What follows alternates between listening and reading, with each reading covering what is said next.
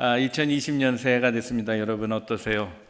지난 한 해 여러분이 가지고 있는 능력을 다 발휘하고 사셨습니까? 혹시 후회가 남지는 않으셨습니까? 새해를 맞으면서 우리가 후회가 없는 인생이 누가 있겠습니까만은, 그러나 올 한 해 이제 지내면서 우리가 가급적 후회를 좀 줄이고 우리 삶에 주어진 하나님의 달란트들, 그 역량, 그 가능성들을 100% 발휘하고 살아가는 그런 한 해가 되기를 주님의 이름으로 축원합니다. 후회 없는 한 해가 되기를 바랍니다. 엄청난 잠재력을 가졌고 또 능력도 있었지만 그것을 사장시켜버린 그런 우울한 인생을 산 사람이 있습니다. 삼손입니다. 오늘 본문의 말씀은 삼손에 대한 이야기입니다. 삼손은 나면서부터, 태어나기 전부터 하나님의 특별한 축복을 받은 사람입니다. 나신으로 불렀습니다. 오늘 본문 말씀 7절에 보면 그는 시작도 그랬지만 죽기까지 나신으로 살도록 그렇게 하나님이 복을 주셨습니다. 하나님의 선택받는 것 얼마나 큰 복이겠습니까? 보통 나실인들은 일정 기간만 하면 됩니다. 1년이면 1년, 3년이면 3년, 마치 군대같이 한번 자원해서 그래서 나실인처럼 살아가고 일상인으로 돌아가고, 그것이 이스라엘 사람들에게 일반적인 일이었다면 삼손의 부름은 특별한 일입니다. 나기 전부터 나실인이었고 죽을 때까지 나실인, 하나님 앞에 전적으로 드려진 삶이었습니다. 그런데 그는 그런 자기의 삶을 망각하고 살았습니다. 결국 그는 삶을 온전하게 자기가 가진 모든 역량을 발휘하거나 가진 잠재력을 다 쓰고 간 사람이 아니고 후회하는 인생으로 남았다는 겁니다. 오늘 이 삼손의 삶을 보면서 우리가 타산지석으로 우리의 삶은 그러면 어떻게 우리가 가진 잠재력, 우리가 가진 능력, 그것을 어떻게 충분히 발휘하고 100% 발휘하고 살아갈 수 있을까? 그래서 적어도 주어진 오늘 한 해 2020년도에는 우리가 후회하지 않고 잘 살았다, 나는 참 잘 살았다 라고 그렇게 말할 수 있을까? 말씀을 한번 생각해 보기를 바랍니다. 올해 여러분의 삶 가운데 후회가 줄어지기를 바랍니다. 주신 사명 잘 감당하기를 바랍니다. 100% 역량을 발휘해서 하나님 앞에 충성된 일꾼으로 인정되는 우리 모든 성도들 다 되시기를 주님의 이름으로 축원합니다. 옆에 분들 권면하시고 말씀 시작하겠습니다. 하나님은 오늘도 100% 가능성 잠재력을 발휘하고 그래서 후회 없는 인생을 살려면 첫 번째, 내가 누군지를 알고 시작하자는 겁니다. 오늘 본문의 말씀 7절입니다. 다 같이 말씀 읽겠습니다. 시작. 그가 내게 이르기를 보라, 내가 임신하여 아들을 낳으리니 이제 포도주와 독주를 마시지 말며 어떤 부정한 것도 먹지 말라. 이 아이는 태에서부터 그가 죽는 날까지 하나님께 바쳐진 나실인이 됨이라 하더이다 하니라. 자신의 가능성과 잠재력을 충분히 발휘하기 위해서는 내가 누군지를 분명히 알아야 합니다. 나실인이라 그랬습니다. 삼손은 나실인입니다. 나실인에 대한 규정은 사사기에도 많이 나와 있지만 다른 곳곳 구약 성경에 나실인 규정이 소개되어 있습니다. 그 중에서 민수기는 좀 독특한데, 민수기는 광야 생활을 하던 이스라엘 백성이 주어진 말씀입니다. 광야 생활, 그래서 어려움의 생활이죠. 광야 생활은 템포럴입니다. 궁극적인 광야 생활의 목적은 가나안 땅에 들어가는 데 있습니다. 거기에 들어가서 어떻게 살아갈 것이냐, 이를 준비하기 위한 사람이 나실인입니다. 다시 말하면 이 민수기에서 나실인은 군사와 같습니다. 많은 사람들이 다 깨어 있어야 하는 그런 긴장되는 삶이지만, 그러나 특별히 나실인은 술을 대지 말고 머리털도 깎지 말고, 즉 몸단장하지 말라는 겁니다. 그것은 시간 낭비라고 생각하는 겁니다. 정신 차리고 깨어있는 삶, 그리고 부정한 것을 만져서 하나님 앞에 부끄럽지 아니하고 늘 준비된 삶을 살아가는 사람, 이 사람이 나실인입니다. 영적 군사라는 겁니다. 실제적인 전투를 포함해서 정말 깨어서 미래를 향해 준비해 나가는 사람, 이 사람을 나실인이라 규정해 놓고 있습니다. 그래서 나실인들에게는 이런 규정이 반드시 따라갔습니다. 그런데 사사기 14장에 보면 삼손은 이런 자기의 신분을 잊었던 것 같습니다. 포도원을 지나갈 때의 일입니다. 사자가 으르렁댑니다. 덤비는 사자를 맨손으로 입을 찢어서 죽입니다. 그리고 이를 보고 돌아오는데 죽은 사자 몸속에서 벌이 거기에다가 꿀을 만들어 놨습니다. 단꿀을 보고 그 단꿀을 손으로 먹었다고 기록되어 있습니다. 나시린 규정을 어긴 것이 여기 다 들어갑니다. 포도주를 지나갔다, 포도밭을 지나갔다 포도주를 마시지 않았을 리가 없습니다. 더 나아가서 죽은 시체를 만졌습니다. 죽은 사체, 죽은 사자를 만지면서 거기에서 꿀을 얻었다는 겁니다. 그러니 그는 자기의 삶을 이렇게 어떻게 살아야 하는가를 쉽게 망각해버리고 살아간 그런 사람이라 말할 수 있습니다. 자기의 삶의 주인공인 자기가 누구인지 알지 못하면, 자기의 신분을 망각하게 되면 자기가 살아가야 되는 삶의 의미조차도 이룰 수 없다는 것을 알아야 하는 겁니다. 디모데후서 2장 3절과 4절 말씀에는 우리 그리스도인들을 나시린으로 얘기합니다. 즉 영적 군사라고, 준비되어야 될 사람, 경계하고 깨어 있어야 될 사람, 그렇게 소개하고 있습니다. 한번 같이 말씀을 읽겠습니다. 시작. 너는 그리스도 예수의 좋은 병사로 나와 함께 고난을 받으라.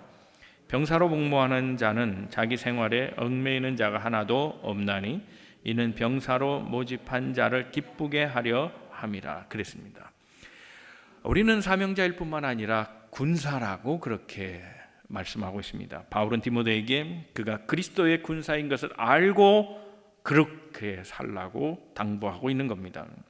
우리는 불의한 세상을 변화시키는, 불의한 세상 가운데 하나님의 정의를 심고 세상을 평화롭게 만들어 가야 하는 사명자일 뿐만 아니라 어두운 세상과 싸워야 하는 빛의 삶을 살아야 되는 존재이고, 썩어가는 세상에 소금되어야 되는 그런 삶의 정체성을 갖고 있는 사람이라는 겁니다. 이 사명을 완수하기 위해서는 우리는 깨어 있어야 합니다. 저항을 예상해야 합니다. 그런데 그 저항이 우리에게 쉽지 않습니다. 세상은 악하기 때문입니다.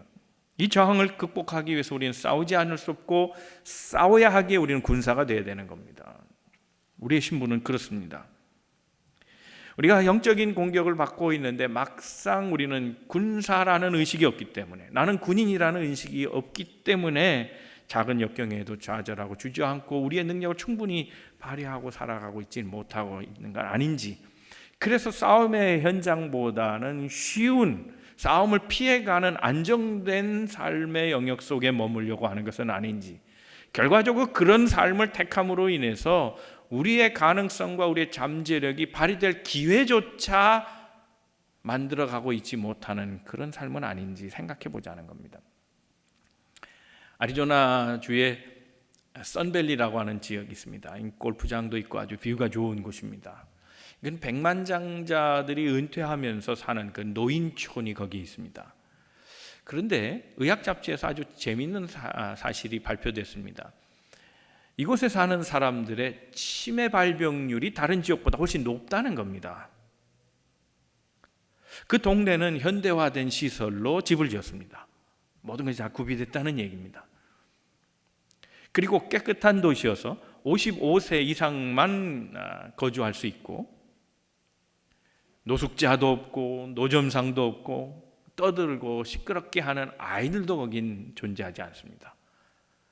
그러니 평안하고 정말 좋은 곳이고 뷰도 좋고 골프장도 있어서 여가 생활도 하기 좋은 곳인데 왜 이곳이 치매 발병률이 미국에서 가장 높은가?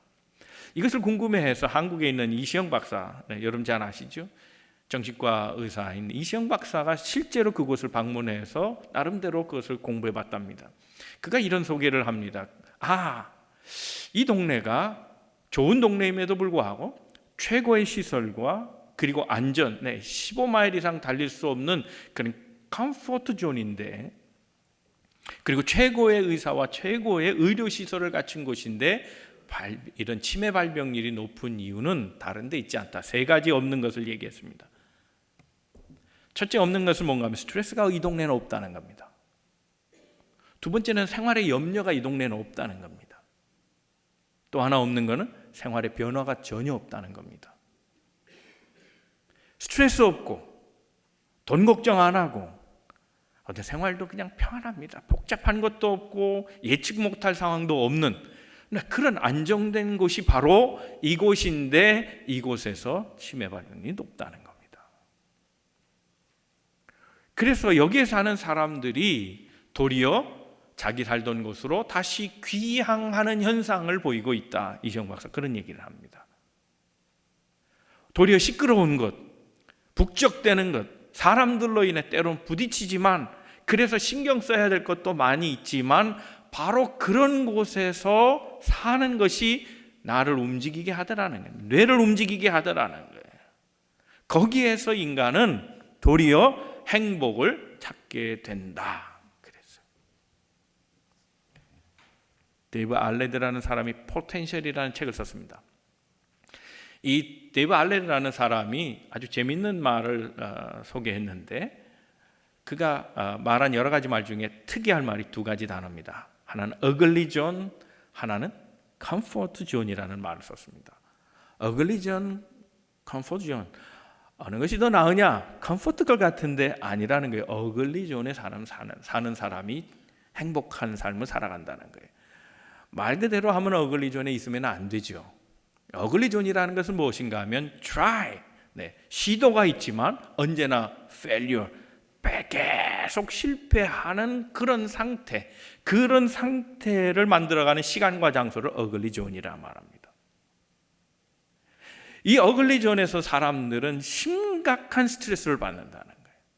엄청난 정신적 에너지를 쏟아내고 육체적으로도 매우 피곤한 삶을 이 ugly zone에서 산다는 거예요.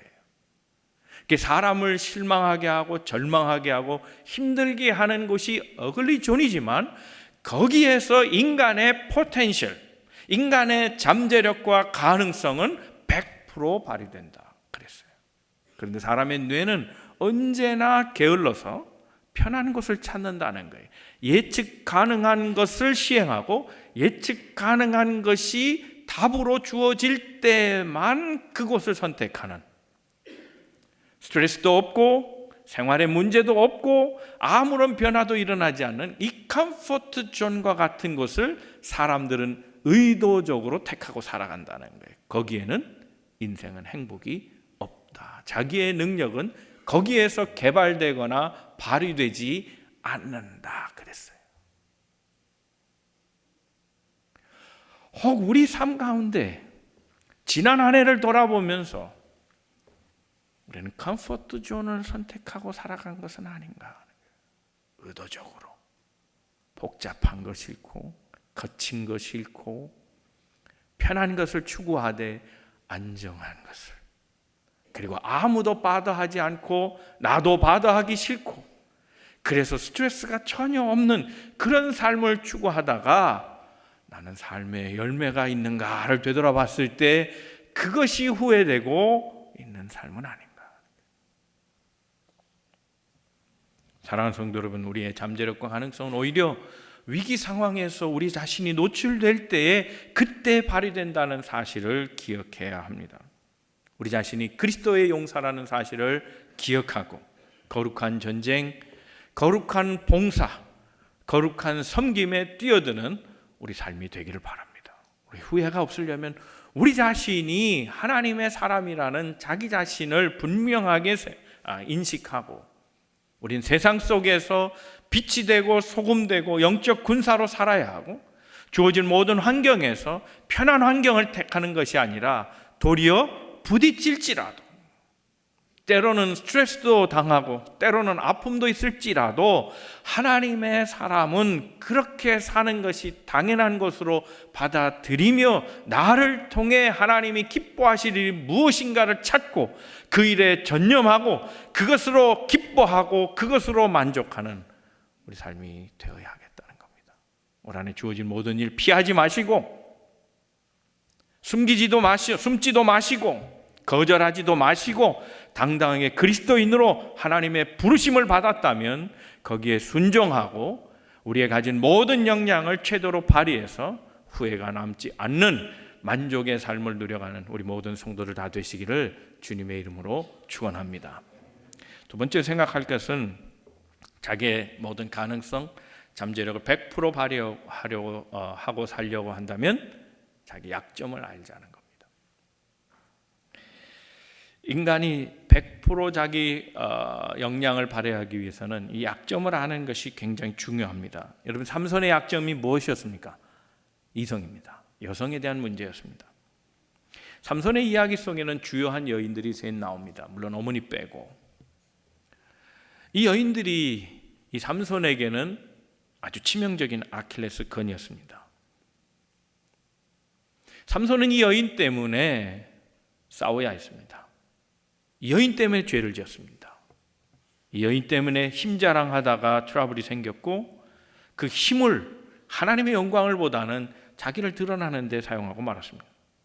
여인 때문에 거짓말을 해야 했고, 여인 때문에 부모와 멀어졌고, 이 여인 때문에 동족과 멀어졌고, 여인 때문에 머리털 잘렸고, 여인 때문에 포박줄에 묶여버리고, 여인 때문에 두 눈을 뽑히고, 결과적으로 짐승처럼 맷돌을 돌리는 그런 비참한 삶을 살게 됐습니다. 후에 삼손은 이 여인들 때문에 망한 자신의 삶을 원망했지만 결국 자기가 나시린의 삶을 포기한 것에 대한 후회 속에 통탄하고 삶을 살았습니다. 삼손에게 이성이 문제였다면 우리는 어떨까? 나는 이성 문제는 괜찮은데 라고 생각하는 분이 있을지 모르겠습니다. 그러나 우리 모두가 다 약점이 있어요. 이성의 문제가 아니라면 다른 약점이 우리에게 있다는 사실을 알아야 합니다. 약점이 있는 사람, 다 약점이 있는 사람이죠. 약점 없는 사람이 있습니까? 여러분 약점 없으세요? 완벽하세요? 사오정하고 영구의 얘기입니다. 사오정이 묻습니다. 영구야, 삼각형이 영어로 뭔지 알아? 영구가 대답합니다. 그걸 내가 어떻게 알아? 아유, 이 바보야. 트라이앵글이야. 우와, 너 영어 되게 잘한다. 그러면 동그라미가 영어로 뭐야? 사오정이 대답합니다. 그것도 몰라? 탬버린이야. 그랬답니다. 이야, 너 영어 되게 잘한다. 아무것도 모르는 영구. 그러나 자기가 뭘 모르고 있지, 안다고 생각하는 사오정도 영구와 다르지 않습니다. 자신은 약점이 없다라고 생각하는, 나는 완벽하다는 사람, 나는 항상 옳다고 생각하는 사람은 정말 옳은 것이 아니고 정말 약점이 없는 게 아니라 자기의 약점이 뭔지를 모르는 사람일 뿐입니다. 다 약점이 있고 다 문제가 있고 다 부족한 면이 있습니다. 사람은 강점 때문에 성공하기보다는 약점 때문에 실패하는 경우가 더 많다는 사실을 알아야 합니다. 많은 것을 갖춰서 단 한 가지의 문제, 소위 아킬레스건, 그것 때문에 실패하는 사람들이 많이 있다는 걸 알아야 합니다. 누구에게는 그것이 교만일 수 있습니다. 누구에게는 그것이 명예일 수 있습니다. 누구에게는 그것이 이성일 수도 있고, 누구에게는 그것이 돈 문제일 수도 있습니다. 누구에게는 그것이 가족의 문제입니다. 부모의 문제, 형제의 문제, 아내, 남편, 자식 문제일 수 있습니다. 누구나 다 약점이 있습니다. 그 약점이 무엇인지 인식하고 그것이 노출되는 것을 염려할 뿐만 아니라 더 나아가서는 궁극적으로 그 약점을 고쳐나가는 삶을 살아야 한다는 겁니다. 호세아서 7장 8절에 하나님의 걱정이 있습니다. 한번 같이 말씀을 읽어봅니다. 시작. 에브라임이 여러 민족 가운데 혼합되니 그는 곧 뒤집지 않은 전병이로다. 하나님이 보시기에 이스라엘에겐 문제가 있습니다. 이들은 뒤집지 않은 전병이라는 겁니다. 그런데 막상 전병, 그 전병이라고 일컬어지는 하나님의 나라 사람들은 자기 자신이 타고 있는지를 모릅니다. 뒤집어야 될 타임인데 스스로가 만족하고 있고 아무 문제가 없다고 생각해서 한쪽이 다 타버려서 아예 전체를 먹을 수 없는 빵이 됐다는 사실을 모르고 있다는 겁니다. 뒤집어야 한다는 거예요. 뒤집지 않은 전병이로다. 왜 뒤집을 타임에 안 뒤집냐는 거예요. 사람의 약점은 위기에 나타납니다. 그 위기 때 자기를 볼 줄 알아야 합니다.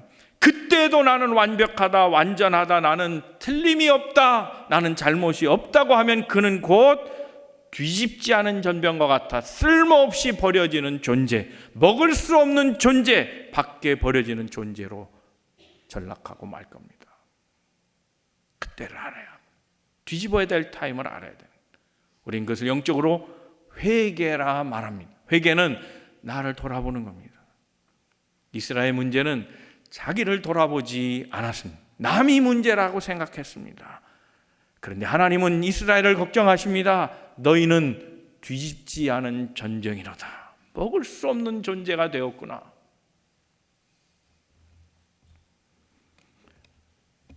회개는 자기를 살피는 것에서 출발합니다.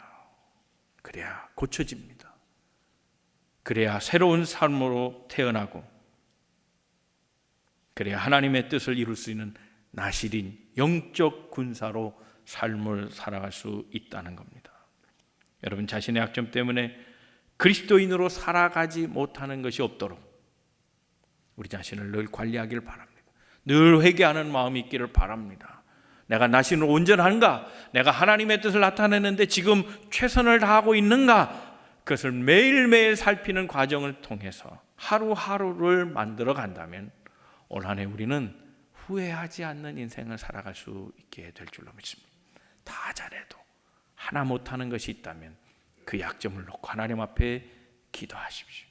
그 약점 때문에 하나님의 영광을 가리지 않게 해달라고 회개하고 기도하십시오. 그러면 하나님의 온전한 쓰임에 놓이게 될 것입니다. 하나님이 마음껏 쓸 수 있는 믿음의 사람으로 서시기를 주님의 이름으로 축원합니다. 세 번째 마지막으로 이야기할 것은 더불어 일하는 사람이 되자는 겁니다. 오늘 본문의 말씀 8절입니다. 다 같이 읽겠습니다. 시작. 마노아가 여호와께 기도하여 이르되 주여 구하옵나니 주께서 보내셨던 하나님의 사람을 우리에게 다시 오게 하사 우리가 그 낳은 아이에게 어떻게 행할지를 우리에게 가르치게 하소서. 자, 부모가 자식을 잘 가르치고 싶죠. 오늘 본문에는 그런 말씀이 있습니다. 내 자식이 나실인이다. 잘 키워라. 그런데 어떻게 키울지 모릅니다. 그래서 다시 요청합니다. 그렇게 예언해 준 분 다시 내게 보내셔서 이 아이를 어떻게 잘 가르쳐 줄까 좀 알려주시면 좋겠습니다 라고 말합니다. 그런데 그것보다 더 중요한 게 있습니다.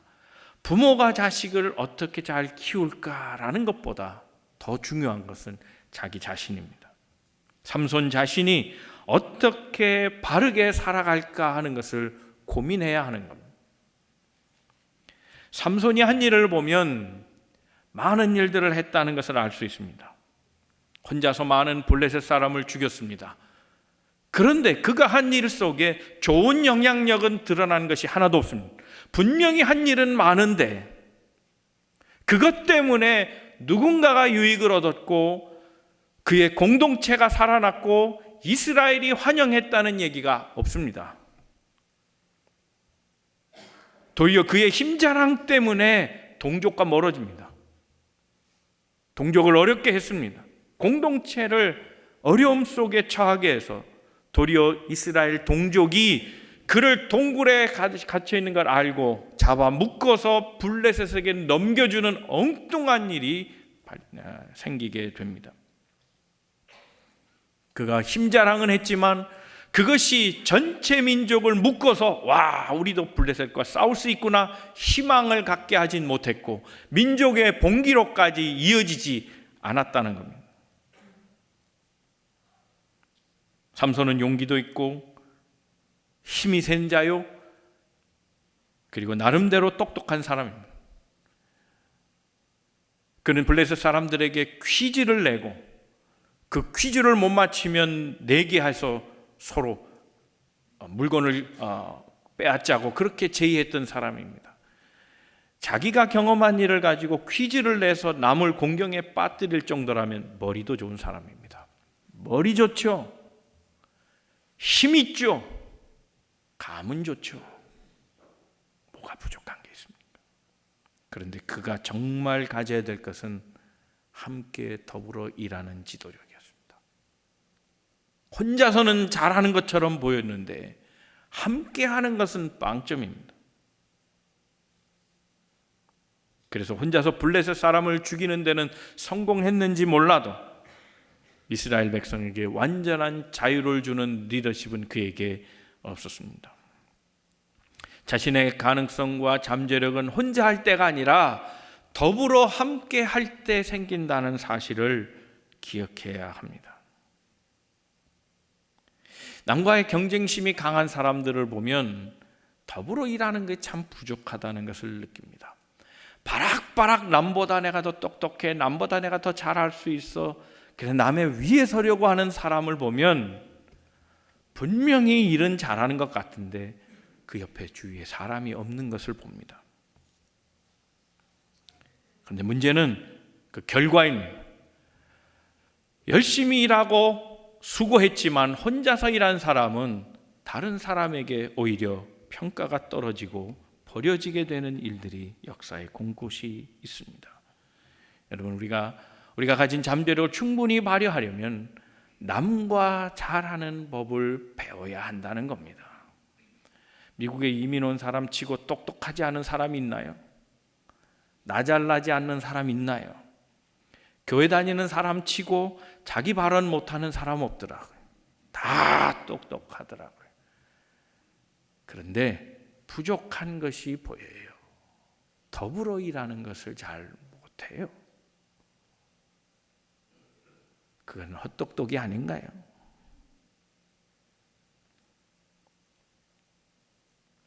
남과 같이 일하는 것이 굉장히 어렵습니다. 그러나 성경을 읽어보면 비결도 또한 있다는 것을 압니다.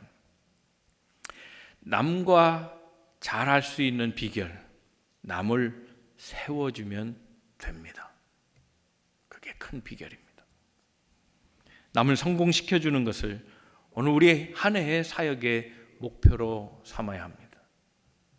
내가 왜 이 사역을 맡지 못했을까라고 생각하는 데에서 바뀌어야 합니다. 나는 누군가를 세워주는 사역을 하고 싶다는 열망으로 바뀌어야 합니다. 그럴 때 모두가 다 하나 된 사역을 가질 수 있습니다.